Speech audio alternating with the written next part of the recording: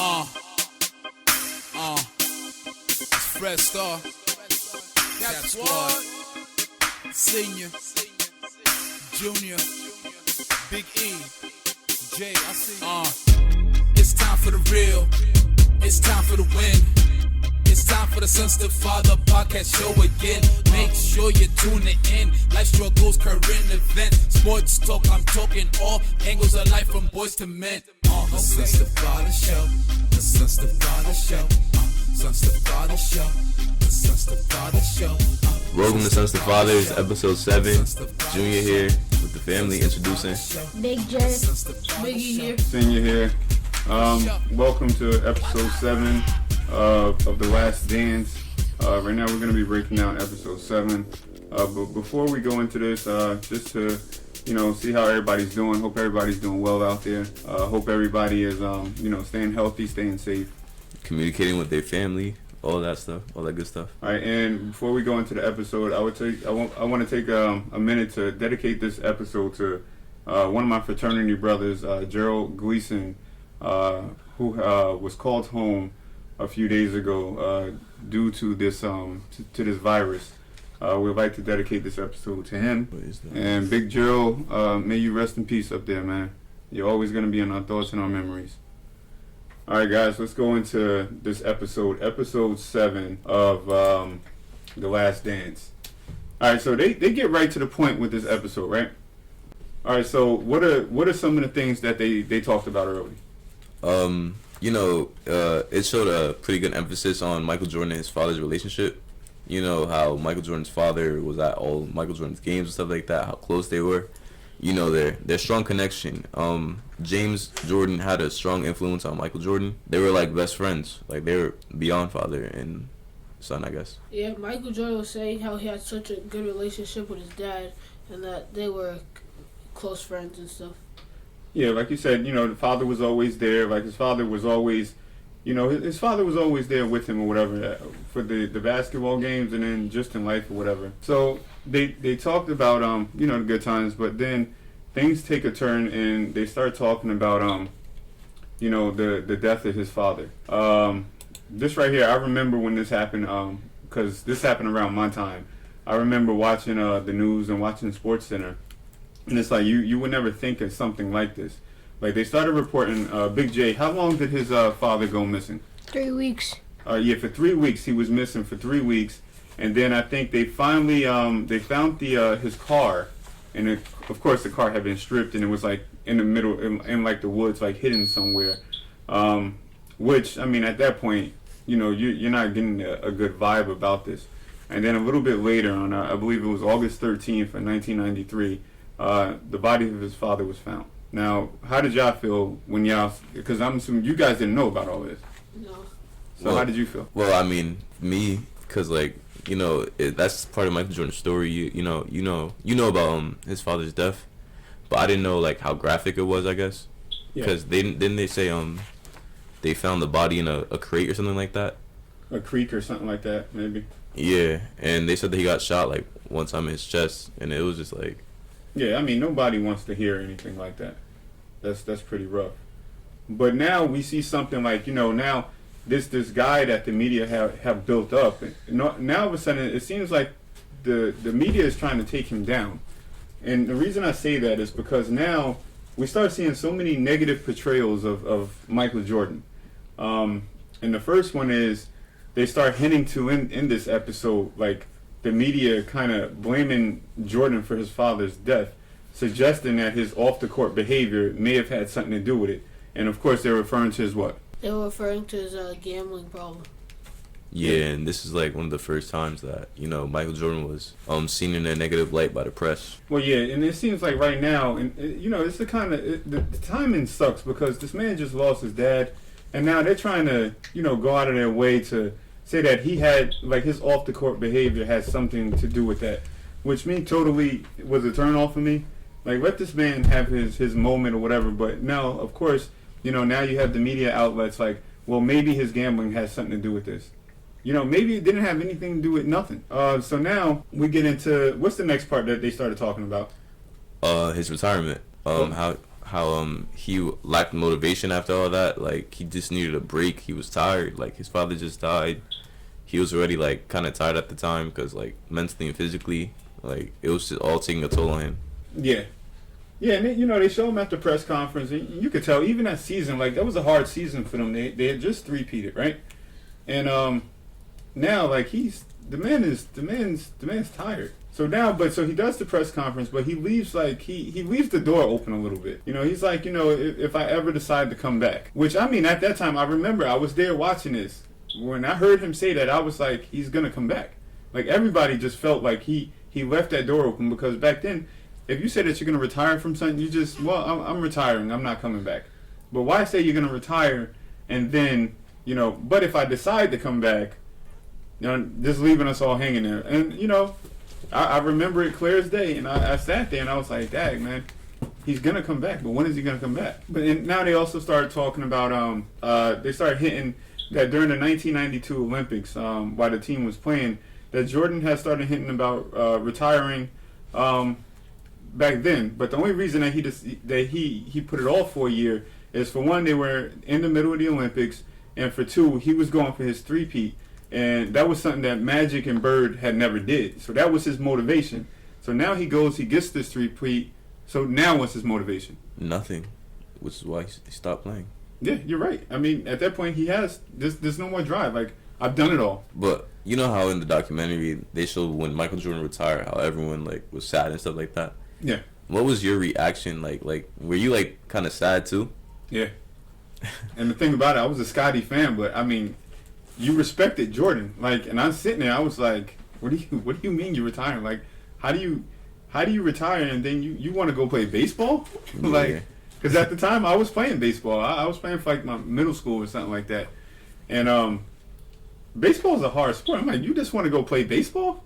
Like you just won the NBA championship 3 straight years, and you want to play baseball? Like whose man's is this? All right, so now let's get back. Now the documentary, as we spoke about last time, it keeps jumping back and forth. It fast forwards. It takes glimpses of the past. It jumps a lot. So now, but they're focusing on the media a lot with this. Now the second go around with the media, the media they want to make this.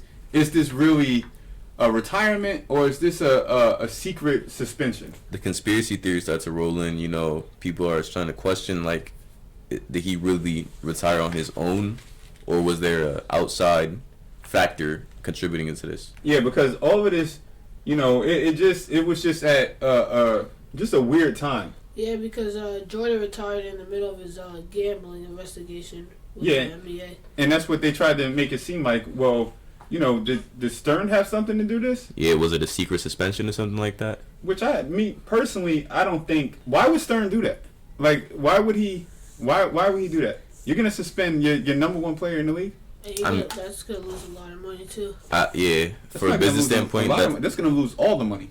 Yeah, at a business standpoint, that doesn't make any sense. Yeah, so I just don't see why that would even be an option. I mean, the Bulls would be losing money. The league is losing money, and now that the league is big right now, they just had the '92 Olympics, right? So now the NBA is booming right now. Now your number one player, you're gonna suspend. It just doesn't. As a business decision, it just doesn't make sense. I see it as it wasn't. The media couldn't handle the fact that they were the ones that drove Michael Jordan away from basketball. So they try to make this negative press that, it was a secret suspension because of his gambling, when in reality it was their fault, probably. Yeah, I think so too. I think the media had a lot to do with Jordan walking away. This man has worked. He's given you everything that he has. He's won three championships. His father just passes away, and now you got the nerve because of you seen him in Atlantic City, or the reports of him here, and he gambles. All right, he gambles. But this man's love of the game is something different. Like, by you doing this, and he's going through a tough time, and now you want to make him look bad? Why would he want to share his gift with you? Yeah, that's crazy. Yeah.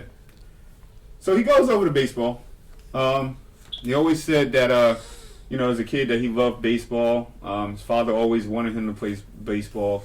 The last time that he played baseball, he was 17 years old. Now he's about to be a 31-year-old rookie playing again. Yeah, and now But He tried out for the White Sox, and he played for the Birmingham Barons. yeah, which is the minor league team. Yeah, and they even said that in the documentary, it was crazy that he had a 13-game hitting streak. Well, Yeah. I don't play baseball, but I know. I mean, that kind of sounds tough, considering that like baseball is such a hard sport. You know, the different pitches and all that. Well, yeah, 13 games hitting streak. I mean, if you could ride a 13-game hitting streak, I mean, you're doing pretty all right. Your average is up there. But that was because you see this a lot in baseball. The pitchers don't know you, so there's no scouting report on you. But now what this 13-game hit streak is saying is that he could hit a fastball. So of course they just stopped throwing the fastballs, and then as you know, the streak came to an end. The average started going down, and now we got the media right back on top of him again. Digging into him. And now what are they saying? Sucks at baseball. Yeah. He sucks at baseball. He's embarrassing the game of baseball. Like, he has no business here. You got real athletes that are trying to really make a living for themselves, and you have some privileged basketball guy that, you know, should be staying in his lane and playing basketball here, taking somebody's spot. I mean, that is kind of understandable, though. It is. That wasn't his sport. Do you see it as disrespectful in a way?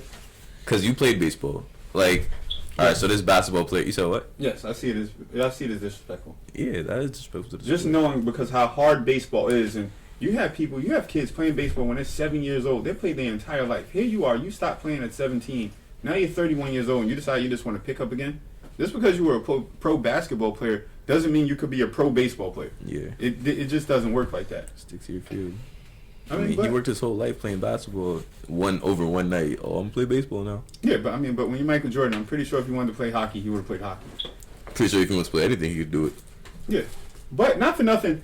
To give him praise, you know, to give this man the praise that he deserves. All the coaches and all his teammates talked about how hard of a worker he was. Like, he worked hard. He put his time in. He brought the same work ethic that he brought from basketball over to baseball. So even though he wasn't that good, he put the time in to make himself better. Now, do you think that this was something that humbled the game of baseball, humbled Michael Jordan? I'd say, yeah, because he wasn't anywhere near as dominant in baseball. No, he was nowhere. It was a hard sport. He wasn't that good at it, and you know he was also in the minor league. So yeah, that played a part. I think, you know, if you go from the top of the rankings in basketball all the way to like the minor leagues in baseball, that's tough. Yeah. So I think it humbled him because, I mean, at this point, you know, for him he had to pretty much transform who he was. Like, he was in basketball condition. Now he had to come over to baseball condition, which is a completely different workout. And just to have, baseball is a game of failure. Like, if you're hitting 300, I mean, that's pretty good.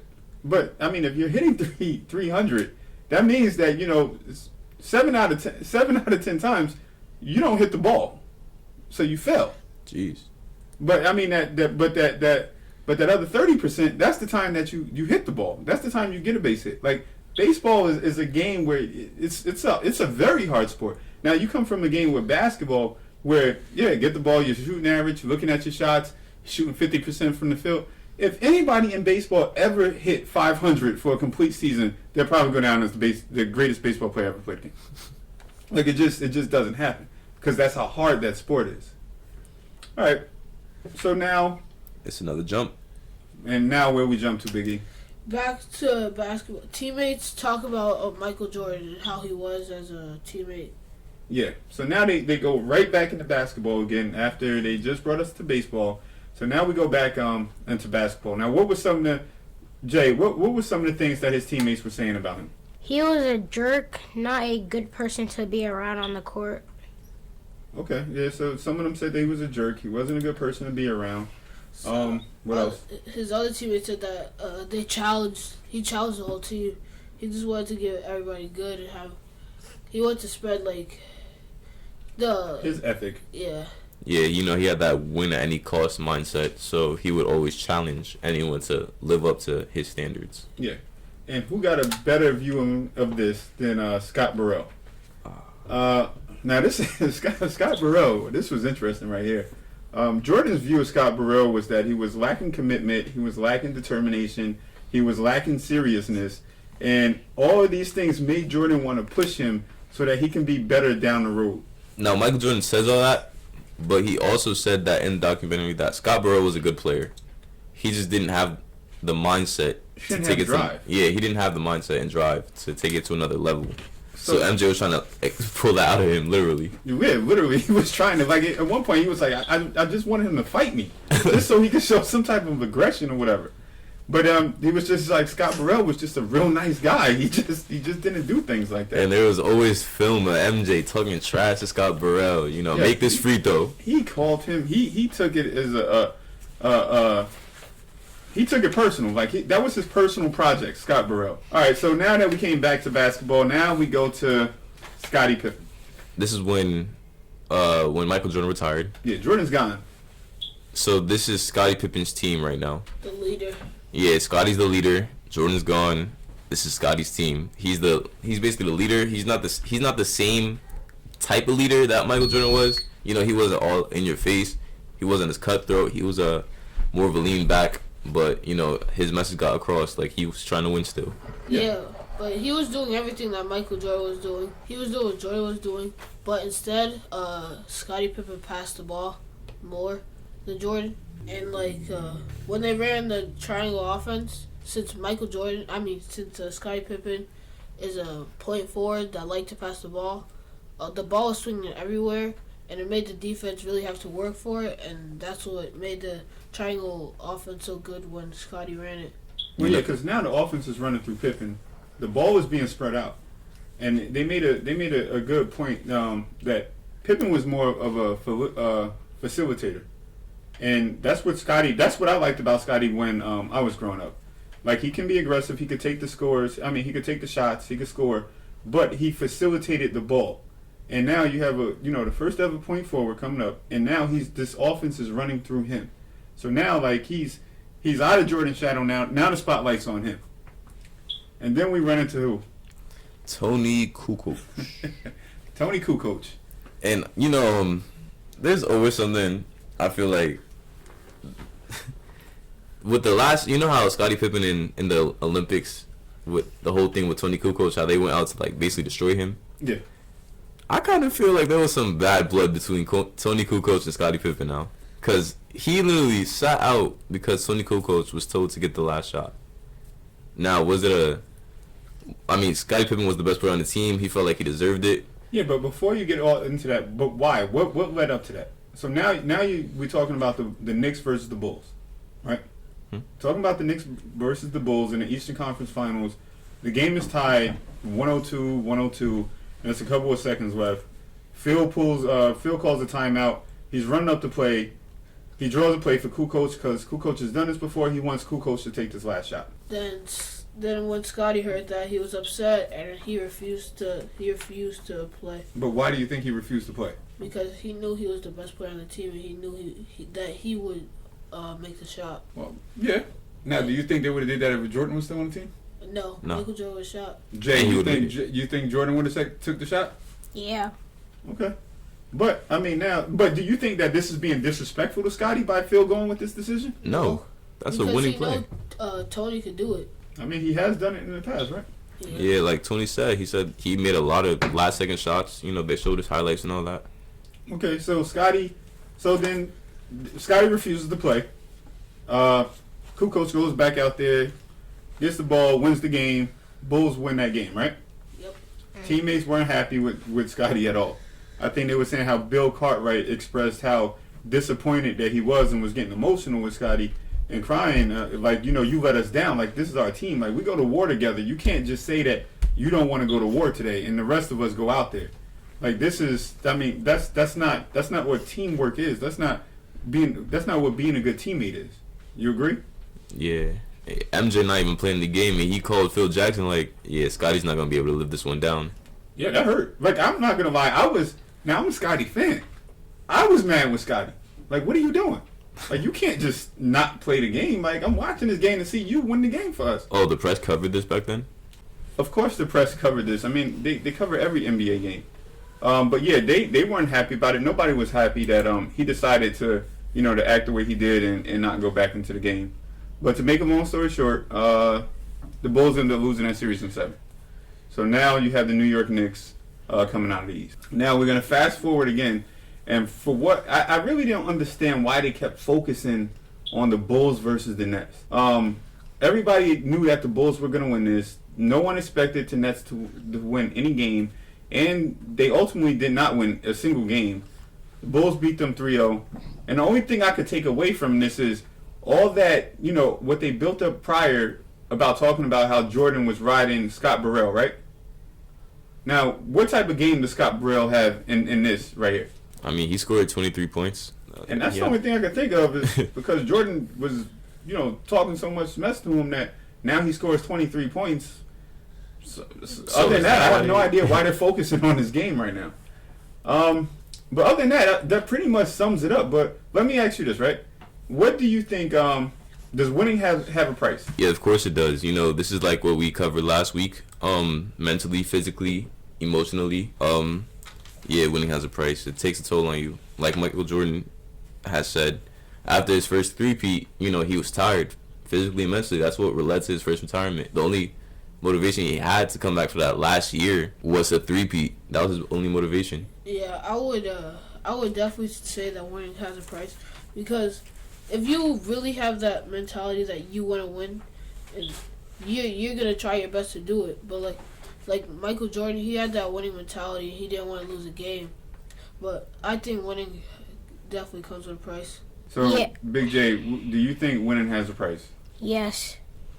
The cost is that Jordan's teammates didn't like him because how he wanted to win the game. And yeah, I feel that it has a cost as well, because, I mean, at the end of the day, like, for you to want to win like that, you have to have a drive like nobody else has. And like you hear from a lot of his teammates that they didn't like him on the court. Off the court, he was one of the greatest guys that you could be around.